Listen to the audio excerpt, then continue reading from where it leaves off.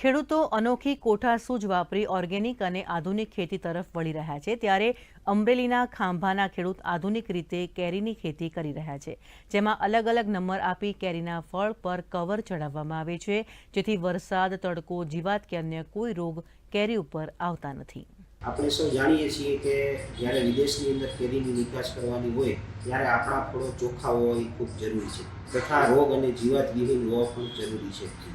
એટલે આવા કેરીનો ઉત્પાદન કરવા માટે આપણે એની અંદર જો બેગ પહેરાવીએ, કાગળની બેગ, તો એને એક તો ફળ આપણું એકદમ ચોખ્ખું રહેશે, તથા રોગ અને જીવાત છે એનું એની અંદર પ્રમાણ જોવા નહીં મળે, જેના કારણે બજારની અંદર જે વિદેશની અંદર જે નિકાસ કરે છે જે કંપનીઓ, એ આપણા ફળો ચોક્કસ સારા ભાવ આપીને ખરીદશે। તો આ રીતે ખેડૂત જો બેગ પહેરાવે તો એમને ખૂબ સારા ભાવ મળી શકે તેમ છે। હવામાનનું જે નુકસાન થતું તો આ વર્ષે અમે